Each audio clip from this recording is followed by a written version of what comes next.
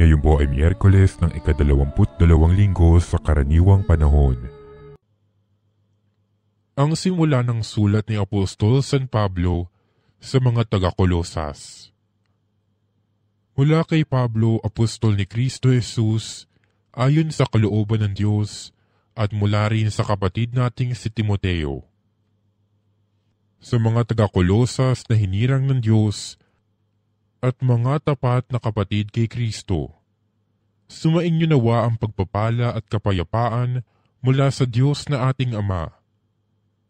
Lagi kami nagpapasalamat sa Diyos na Ama ng ating Panginoong Hesukristo tuwing ipinanalangin namin kayo, sapagkat nabalitaan namin ang tungkol sa inyong pananampalataya kay Kristo Jesus at ang pag-ibig ninyo sa lahat ng hinirang ng Diyos, dahil sa pag-asang kakamtan ninyo ang mga inihanda para sa inyo roon sa langit. Nalaman ninyo ang tungkol sa inaasahan ninyong ito nang ang salita ng katotohanan, ang mabuting balita, ay ipangaral sa inyo. Ito'y lumaganap sa buong sanlibutan at nagdadala ng pagpapala, tulad na nangyari sa inyo mula nang marinig ninyo at maunawaan ang katotohanan tungkol sa kagandahang loob ng Diyos. Natutuhan ninyo ito kay Epaphras, tapat na lingkod ni Kristo.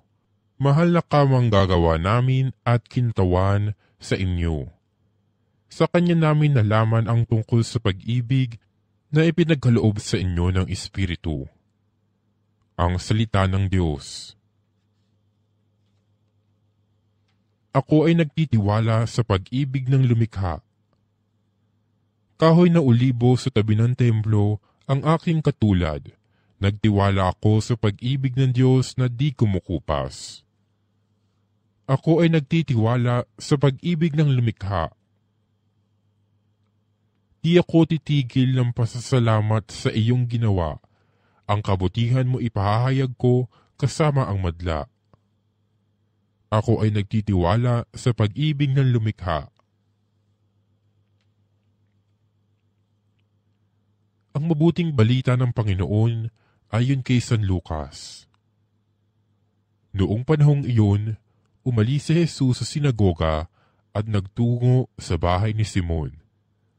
Mataas noon ang lagnat ng biyanan ni Simon, kaya't ipinamanhik nila kay Jesus na pagalingin siya. Tumayo si Jesus sa tabi ng higaan ng babae at iniutos na maalis ang lagnat at nawala nga ito. Noon di tumindig ang may sakit at naglingkod sa kanila.